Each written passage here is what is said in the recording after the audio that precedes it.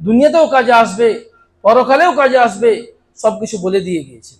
শুধু বলেই দেননি, নিজে কাজে বাস্তবায়ন করে আমাদেরকে দেখেও দিয়েছেন। ওই সমস্ত কাজ বা কথা যেটাতে আমরা আল্লাহ সন্তুষ্ট অর্জন করতে পারবো, সবকিছু বলে দিয়েছেন। ওই সমস্ত কাজ বা কথা যে যা করলে আমাদের ঠিকানা জাহান্নাম হবে, যেটা থেকে আল্লাহ রাব্বুল আলামিন অসন্তুষ্ট হবেন, ওই সমস্ত কাজ ও কথা থেকে আমাদেরকে সতর্ক করে গিয়েছেন। সম্মানিত উপস্থিতি, আল্লাহ রাব্বুল আলামিন আমাদের উপর অনেক কিছু নিয়ামত দান করেছেন, আমাদের উপর অনেক নিয়ামত দিয়েছেন, অনেক অনুগ্রহ করেছেন। আল্লাহ তাআলা বলেন, ওয়া ইন তাউদ্দু নি'মাতাল্লাহি লা তুহসুহা, যদি তোমরা আল্লাহ রাব্বুল আলামিনের নিয়ামতগুলোকে গণনা করতে চাও তাহলে গণনা করতে পারবে না। আজকে যার হাত নেই তাকে জিজ্ঞাসা করেন যে হাত কত বড় নিয়ামত, যার চোখ নেই তাকে জিজ্ঞাসা করেন চোখ কত বড় নিয়ামত, যার পা নেই তাকে জিজ্ঞাসা করুন পা কত বড় নিয়ামত। এরকম ভাবে আমাদের বডির প্রত্যেকটা অঙ্গ বড় বড় একটি নিয়ামত। তো দুনিয়াতে আমাদেরকে আল্লাহ রাব্বুল আলামিন যা কিছু দিয়েছেন, এই নিয়ামতের মধ্যে সব থেকে বড় নিয়ামত হচ্ছে যে আল্লাহ রাব্বুল আলামিন আমাদেরকে মুসলিম করেছেন। আমরা মুসলিম ঘরে জন্মগ্রহণ করেছি, আমরা মুসলিম, এই ইসলাম ধর্ম আমরাকে দিয়েছেন, এটাই হলো সব থেকে বড় নিয়ামত। এই ইসলাম ধর্ম যেটার দ্বারাতে আমরা আল্লাহকে চিনতে পেরেছি, কেমন ভাবে ইবাদত করতে হবে সেটা জানতে পেরেছি। এটা আল্লাহ রাব্বুল আমাদেরকে ডাইরেক্ট দেননি, কাউকে না কাউকে মাধ্যম বানাতে হয়। দুনিয়াতে আল্লাহ রাব্বুল আলামিন যাই কিছু কাউকে দিয়েছেন, মাধ্যম বানিয়ে দিয়েছেন। যে ইসলাম ধর্মকে যে আমরা পেয়েছি, এটা সর্বপ্রথম যাকে মাধ্যম করেছেন তিনি ছিলেন রাসূলুল্লাহ সাল্লাল্লাহু আলাইহি ওয়াসাল্লাম। যিনার পরিশ্রমে, যিনার চেষ্টাতে আজকে আমরা ইসলাম ধর্মকে পেয়েছি। আর রাসূলের পর যদি কারোর কোনো অবদান থাকে তাহলে হচ্ছে সাহাবায়ে কেরাম রাদিয়াল্লাহু আনহুম আজমাইন। তাদের এই ইসলামকে পেয়েছি রাসূলের পরে যাদের চেষ্টায়, তারা হলেন সাহাবায়ে কেরাম রাদিয়াল্লাহু আনহুম আজমাইন। ওই সাহাবারা যখন ইসলাম প্রতিষ্ঠিত হচ্ছিল তখন নবীর সাথ দিয়েছিল। সাহাবারা যারা ইসলামকে প্রতিষ্ঠা করার জন্য নিজের বাড়ি ঘরকে ত্যাগ করেছেন, আত্মীয় স্বজনকে ত্যাগ করেছেন, নিজের কোরবানি দিয়েছেন, আত্মীয় স্বজনকে ছেড়ে নিজের জায়গা থেকে অন্য জায়গায় হিজরত করেছেন। মক্কা থেকে হাবশা হিজরত করেছেন, মক্কা থেকে মদিনা হিজরত করেছেন। এই মুহাজিরগণ যারা আল্লাহ রাব্বুল আলামিনের সাথে কি করেছেন, রাসূলের সাথে থেকে কাফেরদের সাথে যুদ্ধ করেছেন, যারা প্রাণকে বেরিয়ে দিয়েছেন। এইদিকে মুহাজির, অন্যদিকে আনসার যারা মদিনাবাসী ছিল, রাসূল সাল্লাল্লাহু আলাইহি ওয়াসাল্লাম ও সাহাবাদেরকে আশ্রয় দিয়েছিলেন, রাসূলের সহযোগিতা করেছিলেন, সাহাবাদের সহযোগিতা করেছিলেন, ইসলামের সহযোগিতা করেছিলেন, দ্বীনের সহযোগিতা করেছিলেন, যাদেরকে আল্লাহ রাব্বুল আলামিন আনসার উপাধি দিয়েছিলেন। তো এই সাহাবাই ছিল, মুহাজির হোক বা আনসার হোক, এই সমস্ত সাহাবাদের অবদানে, তাদের চেষ্টায় আজকে আমরা ইসলাম ধর্মকে পেয়েছি।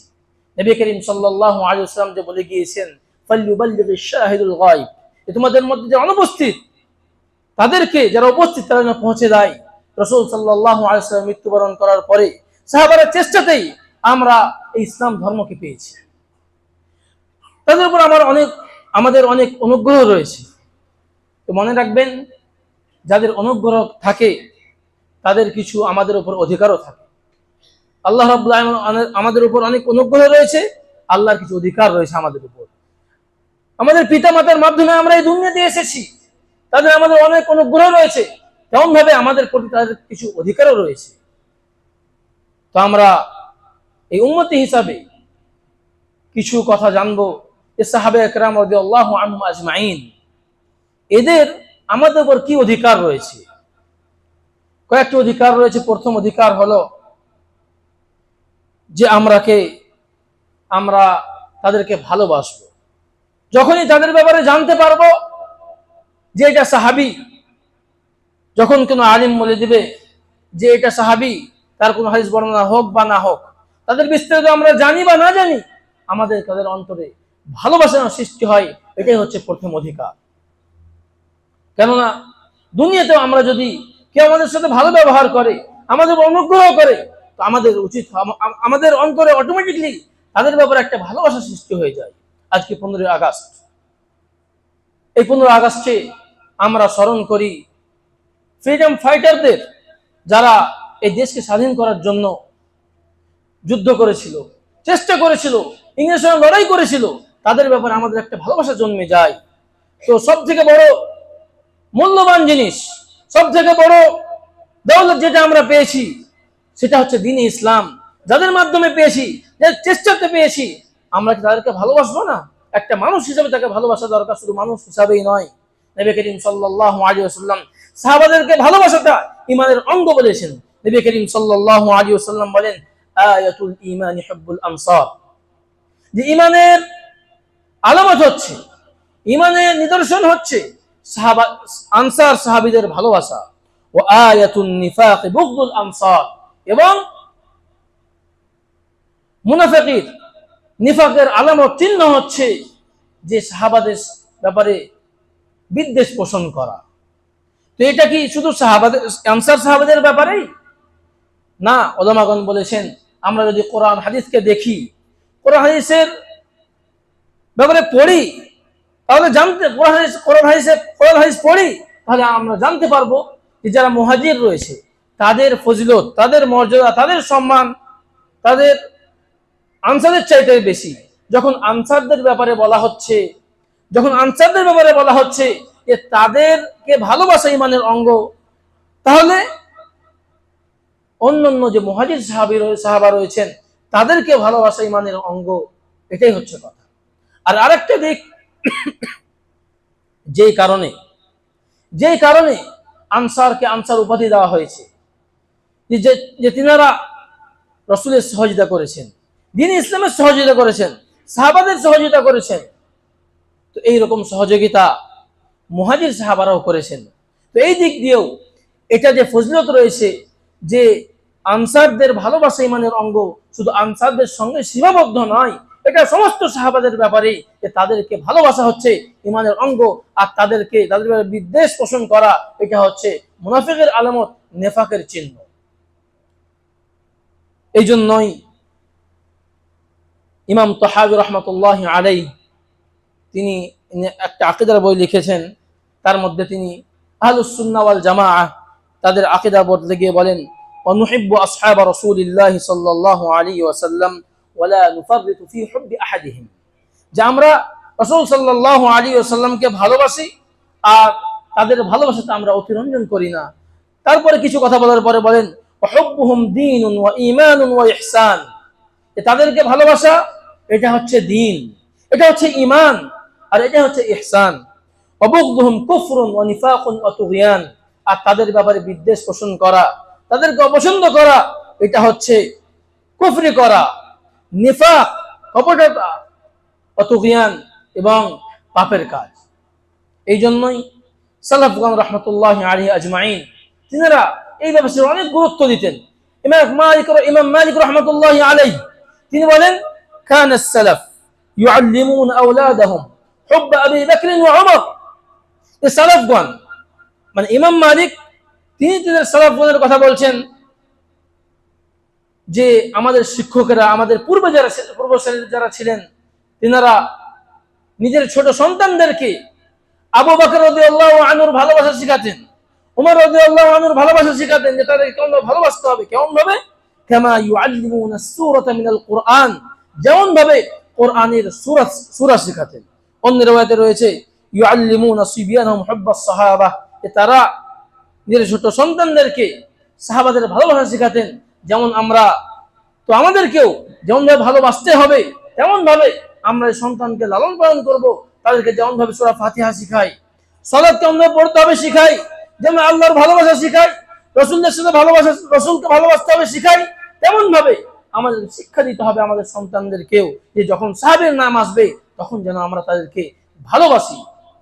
এটাই ছিল প্রথম অধিকার, যে সাহাবাদেরকে ভালোবাসা। দ্বিতীয় অধিকার হচ্ছে আমাদেরকে এই বিশ্বাস রাখতে হবে যে সাহাবাদের যে টিম ছিল, সাহাবাদের যে দল ছিল, সাহাবাদের যে জামাত ছিল, তারাই হলো সব থেকে ফজিলতপূর্ণ জামাত, ফজিলতপূর্ণ দল।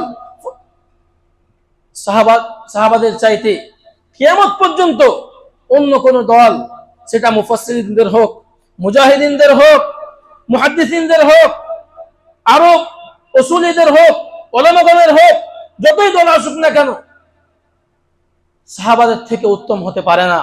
এটা শুধু দল স্তরেই নয়, ব্যক্তিগতভাবেও যদি দেখি, কোন সাহাবীর চাইতে অন্য কেউ ফজিলতপূর্ণ হতে পারে না। কোন সাহাবীর চাইতে তারপরে তাবি হোক, তবে তাবি হোক, আর কেউ হোক, ওর থেকে বেশি ফজিলতপূর্ণ হতে পারে না। হ্যাঁ, এটা ভিন্ন বিষয়, হতে পারে যে কোনো সাহাবীর চাইতে কোনো তাবেঈ, কোনো তবে তাবেঈ, কোনো আলিম জ্ঞানী হতে পারে, কিন্তু ফজিলতের দিক দিয়ে সাহাবাদের কাছাকাছি কেউ হতে পারে না। সেটা সাহাবাদের পুরো টিম হোক বা ব্যক্তিগতভাবে কেউ হোক, অন্য কেউ যারা সাহাবাদের পরে এসেছে, ওর সমতুল্য হতে পারে না। এদের ফজিলত সব থেকে বেশি, এদের ফজিলত সব মর্যাদা সব থেকে বেশি।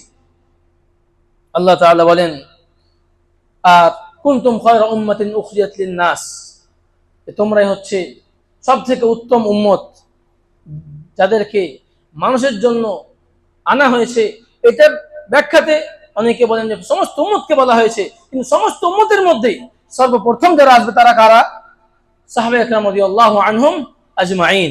ওটাকেই নবী করিম সাল্লাল্লাহু আলাইহি ওয়াসাল্লাম বলেন অন্য হাদিসের মধ্যে, খায়রুন নাসি করনি, যে মানুষের মধ্যে সব থেকে শ্রেষ্ঠ, সব থেকে ভালো তারাই করনি, যারা আমার যুগে রয়েছে, ওই প্রজন্ম যারা ওই সময় রয়েছে, অর্থাৎ সাহাবায়ে কেরামদের দল। সুম্মাল্লাযীনা ইয়ালুনহুম, তারপরে ওরা যারা এর পরে আসবে, সুম্মাল্লাযীনা ইয়ালুনহুম, আর তারপরে তারা যারা এর পরে আসবে।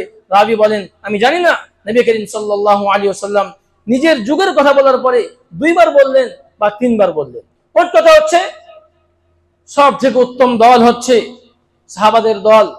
আর ব্যক্তিগতভাবে কোন একটি সাহাবীর থেকে অন্য কোন মানুষ কিয়ামত পর্যন্ত তাদের মর্যাদা ও ফজিলতে এক সমান হতে পারে না।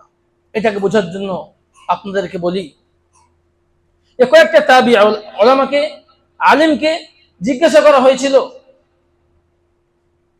যে মুআবিয়া রাদিয়াল্লাহু আনহু, তিনি একজন সাহাবী, মুআবিয়া রাদিয়াল্লাহু আনহু তিনি একজন সাহাবী, আর তারপরে খলিফা ওমর ইবনে আব্দুল আজিজ তিনি তাবেঈ। তো এই ব্যাপারে কিছু আলিমকে জিজ্ঞাসা করা হলো যে মুআবিয়া রাদিয়াল্লাহু আনহু বেশি ফজিলতপূর্ণ না ওমর ইবনে আব্দুল আজিজ? ওমর ইবনে আব্দুল আজিজ যদিও তিনি পরে এসেছেন, কিন্তু তিনার অনেক ফজিলত রয়েছে, তিনি অনেক ভালো কাজ করে গিয়েছেন। বিশেষভাবে সরকার চালাতে, খিলাফত চালাতে তিনার আগে যে সমস্ত সমস্যাগুলো হয়েছিল, তিনি ওগুলোকে অনেক কম করে, যেমন ভাবে খুলাফায়ে রাশিদিন আবু বকর, ওমর, উসমান, আলী রাদিয়াল্লাহু আনহুম আজমাইন এই খলিফত চালিয়ে গিয়েছিলেন, তেমন ভাবে তিনি করার চেষ্টা করেছিলেন। তো ঠিক আছে, তিনি অনেক ফজিলত রয়েছে। তো এটা দেখে মানুষদের মাথায় এলো যে হয়তো তিনি বেশি ফজিলতপূর্ণ। তখন ওই আলিমটা ইমরান বিন মুআফির রাদিয়াল্লাহু একজন তার মধ্যে, তিনি বললেন যে ওমর ইবনে আব্দুল আজিজের সাথে মুআবিয়া রাদিয়াল্লাহু তুলনা করা দূরের কথা, এটা তুলনা করা দূরের কথা। নবীর যুগে মুআবিয়া রাদিয়াল্লাহু আনহুর যে ঘোড়া ছিল, যুদ্ধের সময় ওই ঘোড়ার যে ধুলো রয়েছে, ওর ধুলোর যত মূল্য রয়েছে ওমর বিন আব্দুল আজিজের অত মূল্য নয়। অতএব এটা আমাদেরকে বিশ্বাস রাখতে হবে, সব থেকে বেশি ফজিলতপূর্ণ যদি কোনো দল হয়, টিম হয়, সেটা হচ্ছে সাহাবায়ে কেরাম রাদিয়াল্লাহু আনহুম আজমাইনদের দল, আর তারপরে অন্য কেউ। আর আরেকটি অধিকার হচ্ছে যে আমাদেরকে এটা বিশ্বাস রাখতে হবে যে আমাদের নেকি আর সাহাবাদের নেকি কি নয়, সমান নয়। আমরা একটা নেক কাজ করব, ওটার যে নেকি আর সাহাবারা ওই নেকির কাজ করেছে, দুজন সমান হতে পারে না। নবী করিম সাল্লাল্লাহু আলাইহি ওয়াসাল্লাম বলেন, আল্লাহর কসম করে বলছেন, লাউ আনফাকা মিথলা উহুদিন যাহাব, লাউ আন্না আহাদাকুম আনফাকা মিথলা উহুদিন যাহাবা মা বালাগা মুদ্দা আহাদিহিম ওয়ালা নাসিফাহ। তোমাদের মধ্যে কেউ যদি উহুদ পাহাড় সমতুল্য, উহুদ পাহাড় সমান আল্লাহর রাস্তায় স্বর্ণ দান করে, তাহলে কেউ সাহাবীরা যে এক খাবল বা এক মোট যে আল্লাহর রাস্তায় কি করেছিলেন, দান করেছিলেন, বা 2 মোট দান করেছিলেন, তার সমতুল্য হতে পারে না। তো এই যে উহুদ পাহাড়, এটা কেউ বলেছে 7 কিলোমিটার, কেউ বলেছে 12 কিলোমিটার। তো অত বড় পাহাড়, কেউ যদি এত বড় পাহাড় সমতুল্য সোনা আল্লাহর রাস্তায় দান করে, আর সাহাবারা যে এক মোট ভাবে এক খাবল আল্লাহর রাস্তায় দান করেছিলেন, তার সমতুল্য নয়। তো এরকম ভাবে আমরা কোনোদিনই মনে করব না যে আমরা যে আমল করছি সাহাবারাও তো আমল করেছে, আমাদের নেকি সাহাবাদের নেকি একই, তা নয়। এটা একটা দিক। আর আরেকটা দিক হচ্ছে, মনে রাখবেন যে আমরা যে আমল করি না কেন, এটার একটা অংশ সাহাবারাও পাবে। কেননা আমরা যে হাদিস, যে কোরআনকে সামনে রেখে ইসলামকে জানতে পেরেছি, তারপর আমল করছি, কাদের মাধ্যমে এসেছে? সাহাবাদের মাধ্যমেই এসেছে। আর নবী করিম সাল্লাল্লাহু আলাইহি ওয়াসাল্লাম বলেন, মান দাল্লা আলা খায়রিন ফালাহু মিসলু আজরি ফাইলি। যে ব্যক্তি কোন মানুষকে ভালো কাজের দিক দেখিয়ে দিল, আর যদি কেউ তার উপর আমল করে, তো যে পথ দেখিয়ে দিয়েছে সেও ওইরকম নেকি পাবে, যেরকম ভাবে যে আমলকারী নেকি পাবে। কেউ সালাত আদায় করতে না ধরেন, আপনি তাকে বুঝালেন যে সালাতের গুরুত্ব, তারপর আলহামদুলিল্লাহ সে সালাত আদায় করতে লাগলো, তো আপনার বলার কারণে সে তো সালাত আদায় করছে, সে নাকি পাবে।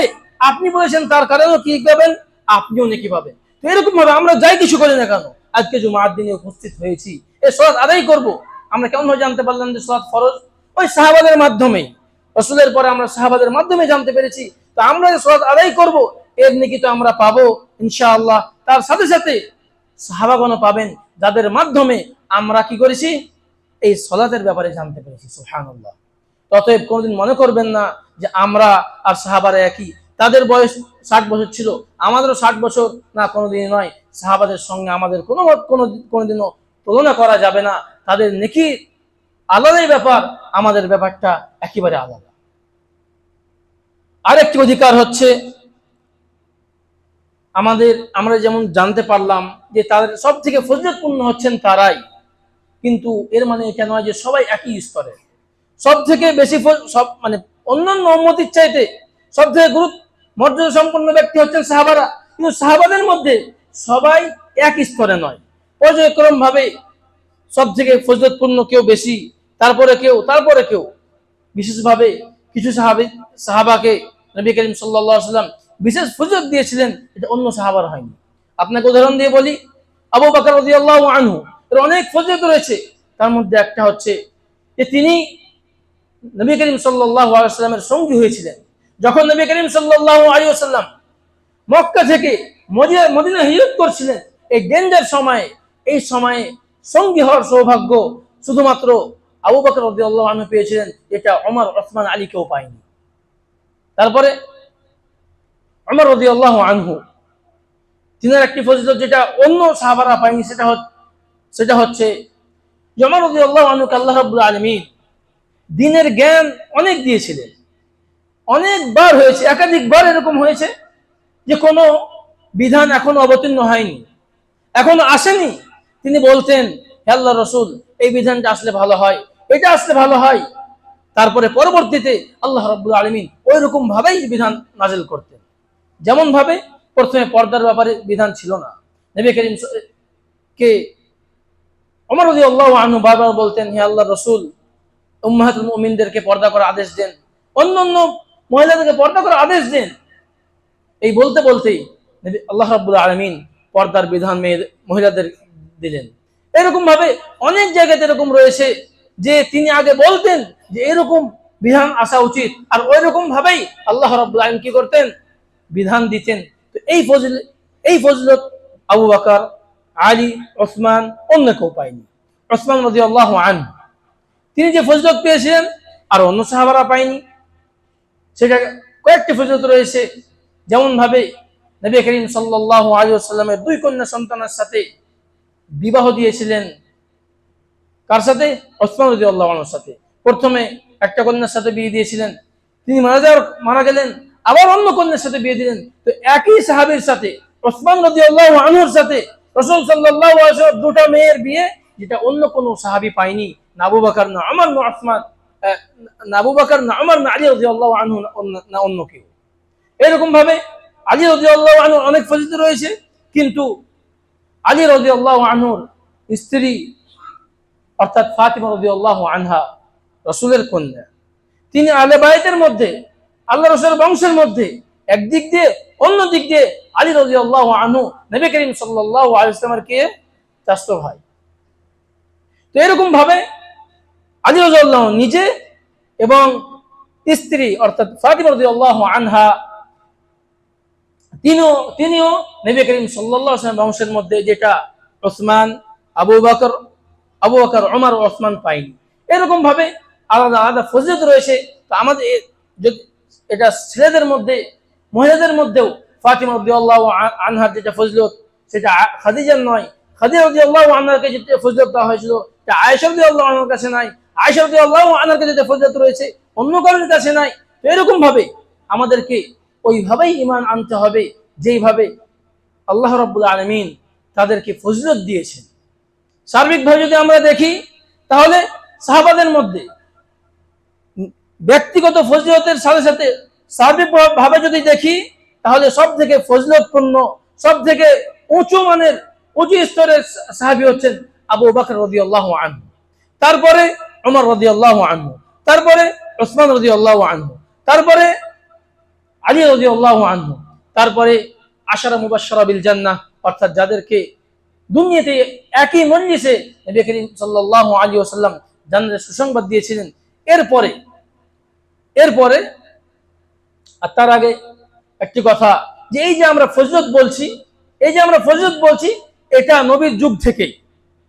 ইবনে উমর রাদিয়াল্লাহু আনহু বলেন যে আমরা সাহাবীদের মধ্যে এক অপরের সাথে কি করতাম, কথা বলতাম, যে আমাদের মধ্যে সব থেকে ফজিলতপূর্ণ ব্যক্তিকে আমরা বলতাম ওমর, আবু বকর রাদিয়াল্লাহু আনহু, তারপরে কে বলতাম ওমর, তারপরে কে ওসমান, আর তারপরে আমরা ছেড়ে দিতাম, আর কারোর নাম নিতাম না। তো এটা নবী জীবিত আছেন এমন অবস্থাতে সাহাবারা এক অপরের সাথে কথা বলতেন। যদি এটা ভুল হতো তাহলে নবী করিম সাল্লাল্লাহু আলাইহি ওয়াসাল্লাম কি করে দিতেন, বলে দিতেন, সতর্ক করে দিতেন যে তোমরা যে এই কথা বলছো এটা ঠিক নয়। তো যাই হোক, শুধু এটাই নয়, আরো অন্যান্য হাদিস থেকে, কোরআন আয়াত থেকে আমরা জানতে পারি সব থেকে ফজিলতপূর্ণ উঁচু স্তর হচ্ছে আবু বকর, তারপরে ওমর, ওসমান, আলী, আশারা মুবাশশারা বিল জান্নাহ।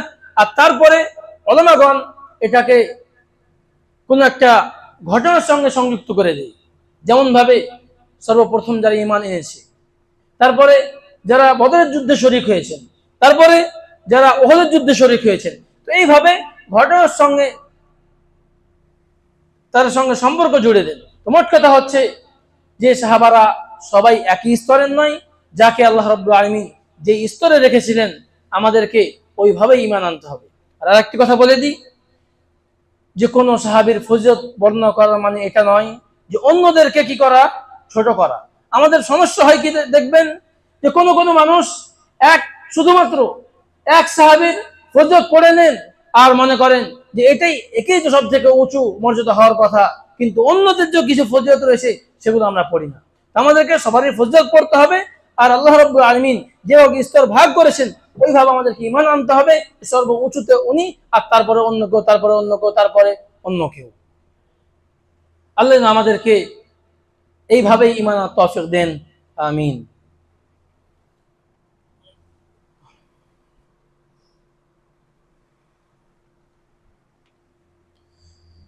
إن الحمد لله نحمده ونستعينه ونستغفره ونعوذ بالله من شرور أنفسنا ومن سيئات أعمالنا، من يهده الله فلا مضل له ومن يضلل فلا هادي له، وأشهد أن لا إله إلا الله وحده لا شريك له وأشهد أن محمدا عبده ورسوله، أما بعد। আমরা বলছিলাম যে সাহাবাদের আমাদের উপর কি অধিকার রয়েছে। আরেকটি অধিকার হচ্ছে যে আমরা যখনই তাদের ব্যাপারে তাদেরকে স্মরণ করব, তাদেরকে যেন তাদের প্রশংসা করি, তাদের প্রশংসা করে আমাদেরকে স্মরণ করতে হবে। তাদের খারাপ ব্যাপার বলা যাবে না, তাদেরকে ভালোভাবেই স্মরণ করতে হবে। আর ওটার পদ্ধতি হতে পারে যে আমরা মসজিদের যখন নাম রাখবো সাহাবাদের নাম রাখি, আমরা নিজের সন্তানের নাম রাখবো তখন সাহাবাদের নামে নাম রাখি। তো তাদেরকে ভালোভাবে স্মরণ করা এটাও একটি আমাদের উপর অধিকার। আরেকটা অধিকার হচ্ছে যে আমাদেরকে এই বিশ্বাস রাখতে হবে যে যতগুলো সাহাবা রয়েছে সমস্ত সাহাবী জান্নাতি, যত সাহাবা রয়েছে সমস্ত সাহাবী জান্নাতি, এই ঈমান আমাদেরকে রাখতে হবে। কোন সাহাবী জাহান্নামী নয়, এর ব্যাপারে কয়েকটি দলিল রয়েছে। আমি একটি দলিল বলবো। আল্লাহ তাআলা সাহাবাদের ব্যাপারে জিকির করতে করতে বলেন ওয়াকুল্লান ওয়া'দাল্লাহুল হুসনা, সবারই জন্য আল্লাহ রাব্বুল আলামিন কল্যাণের ওয়াদা করেছেন, হুসনার ওয়াদা করেছেন। হুসনা কি, এই ব্যাপারে আল্লাহ তাআলা অন্য আয়াতে বলেন ইন্নাল্লাযীনা সাবাকাত লাহুম মিনাল হুসনা উলাইকা আনহা মুবআদুন, যে আল্লাহ রাব্বুল আলামিন জাহান্নামের ব্যাপারে বলছেন যে যাদের ব্যাপারে আমি আগেই কল্যাণের ওয়াদা করেছি, হুসনার ওয়াদা করেছি, তারা জাহান্নাম থেকে দূরে থাকবে। এক জায়গাতে আল্লাহ রাব্বুল আলামিন সাহাবাদের ব্যাপারে বলছেন ওয়াকুল্লাহু ওয়া'দাল্লাহুল হুসনা, যে আমি সবাইকে ওয়াদা করেছি কিসের, হুসনার, কল্যাণের। আর অন্য আয়াতে আল্লাহ তাআলা বলছেন যে যাদের ব্যাপারে আমি হুসনার, কল্যাণ হবে এটা লিখে দিয়েছি, তারা উলাইকা আনহা মুবআদুন, তারা জাহান্নাম থেকে কি থাকবে, দূরে থাকবে। এখান থেকে উলামাগণ ইস্তিদলাল করে এটাই বলেন যে সমস্ত সাহাবী জান্নাতি, কেউ জাহান্নামে যাবে না। সুবহানাল্লাহ। তো এটা আমাদের এটাই হচ্ছে অধিকার যে আমরা তাদের ব্যাপারে এটাই বিশ্বাস রাখবো যে তারা হচ্ছেন সবাই জান্নাতি। আরেকটা অধিকার হচ্ছে যে আমরাকে তাদের ব্যাপারে দোয়া করতে হবে। আর যখনই তাদেরকে স্মরণ করব তাদের ব্যাপারে বলবো যে রাদিয়াল্লাহু আনহুম ওয়া রাদু আন, রাদিয়াল্লাহু আনহুম ওয়া রাদু আন। আল্লাহ যে আয়াতটি খুতবা মাসনুর পরে পাঠ করেছেন, আল্লাহ তাআলা বলছেন ওয়াল্লাযীনা জাউ মিন বা'দিহিম ইয়াকুলুনা রাব্বানা ইগফির লানা ওয়া লিইখওয়ানিনা আল্লাযীনা সাবাকুনা বিল ঈমান। মুহাজির, আনসার, এদের ব্যাপারে বলার পরে আল্লাহ তাআলা এই আয়াতের মধ্যে বলছেন যে যারা এর পরে আসে, ইয়াকুলুনা, তারা বলে রব্বানা ইগফির লানা, হে আল্লাহ তুমি আমাদেরকে ক্ষমা করো, ওয়া লিইখওয়ানিনা আল্লাযীনা সাবাকুনা বিল ঈমান, আর যারা আমাদের পূর্বে চলে গিয়েছেন, ওয়ালা তাজআল ফি কুলুবিনা, তাদেরকে ক্ষমা করো, ওয়ালা তাজআল ফি কুলুবিনা গিল্লাল লিল্লাযীনা আমানু, আর যারা ঈমান এনেছে তাদের ব্যাপারে আমাদের অন্তরে কোন রকমের বিদ্বেষ রাখিও না। অতএব আমাদের উপর আরেকটি অধিকার হচ্ছে যে আমরা যখন তাদেরকে স্মরণ করব, তাদের জন্য ইস্তেগফার করব, তাদের জন্য দোয়া করব, আর তাদেরকে রাদিয়াল্লাহু আনহুম ওয়া রাদু আন বলবো। কেননা আল্লাহ রাব্বুল আলামিন কোরআন মাজিদের মধ্যে অনেক জায়গাতে সাহাবাদের ব্যাপারে বলেন রাদিয়াল্লাহু আনহুম ওয়া রাদু আন, যে আল্লাহ রাব্বুল আলামিন তাদের উপর সন্তুষ্ট আর তারাও আল্লাহ রাব্বুল আলামিনের উপর সন্তুষ্ট। তো আরো কিছু অধিকার রয়েছে যেগুলো আমি ইনশাআল্লাহ কোনদিন সময় হলে আবার বলা যাবে। অবশ্যই আল্লাহর কাছে দোয়া করি যে আল্লাহ রাব্বুল আলামিন আমাদেরকে এই সাহাবা তাদের ব্যাপারে যে তাদের যা অধিকার রয়েছে সেগুলা জেনে সেগুলা পালন করার জন্য তৌফিক দান করেন, আমিন। আর তার আগে একটি কথা, সাহাবারা কার, এতক্ষণ থেকে সাহাবার কথা বলছি, সাহাবা কি? সাহাবা হচ্ছে ওরাই, উলামাগণ বলেন মান লাকিয়ান নবী সাল্লাল্লাহু আলাইহি ওয়াসাল্লাম মুমিনান বিহি ওয়া মাতা আলাল ইসলাম, যে ব্যক্তি নবী করিম সাল্লাল্লাহু আলাইহি ওয়াসাল্লামের সাথে ঈমান অবস্থায় সাক্ষাৎ করেছে, ওয়া মাতা আলা যালিক, আর ঈমান অবস্থায় মৃত্যুবরণ করেছে, সেই সাহাবী। সাহাবীর জন্য শর্ত নয় যে হাদিস বর্ণনা করতে হবে, সাহাবী হওয়ার জন্য শর্ত নয় যে কয়েকদিন নবীর সঙ্গে থাকতে হবে, তা নয়। যাকেই নবী করিম সাল্লাল্লাহু আলাইহি ওয়াসাল্লাম দেখেছেন, যার সাথে নবীর সাক্ষাৎ হয়েছে, যদিও 1 মিনিটের জন্য হয় বা একবার দেখেছেন, সে সাহাবাদের মধ্যে অন্তর্ভুক্ত। ছোট্ট শিশু, ছোট্ট সাহাবা, যে হয়তো রাসূলকে দেখেননি, কিন্তু রাসূলের কাছে আনা হয়েছে কয়েকদিন, রাসূল তাকে দেখেছেন, সেও সাহাবাদের মধ্যে অন্তর্ভুক্ত। নবী করিম সাল্লাল্লাহু আলাইহি ওয়াসাল্লাম যখন বিদায় হজ করেন, তখন অনেকগুলো সাহাবা এসেছিলেন। হয়তো অনেক সাহাবা ওই একবার রাসূলকে দেখেছিলেন, আর রাসূল তাদেরকে একবারই দেখেছিলেন, কিন্তু যেহেতু রাসূলের সাথে সাক্ষাৎ হয়েছিল, অতএব ঈমান অবস্থায় যারাই রাসূলের সাথে সাক্ষাৎ করেছেন আর ঈমান অবস্থায় মারা গিয়েছেন, সবাই সাহাবা। এই যে ফজিলতের কথা বললাম, এই মর্যাদার কথা বললাম, এই ফজিলত ও মর্যাদা এই সমস্ত ব্যক্তির ব্যাপারে, যাদের ব্যাপারে ওলামাগণ বলেন যে এরা কি সাহাবী বা সাহাবা। অবশ্যই আল্লাহর কাছে দোয়া করি আল্লাহ রাব্বুল আলামিন আমাদেরকে যেন যতদিন বাঁচিয়ে রাখবে দ্বীন ইসলামের উপর আমল করার তৌফিক দেন, আমিন। আমাদের যখন মৃত্যুবরণ হবে আমরা যেন ঈমানের উপর মৃত্যুবরণ করতে পারি, আমিন। আমাদের মধ্যে যারা মারা গিয়েছে তাদেরকে আল্লাহ তুমি ক্ষমা করে তাদের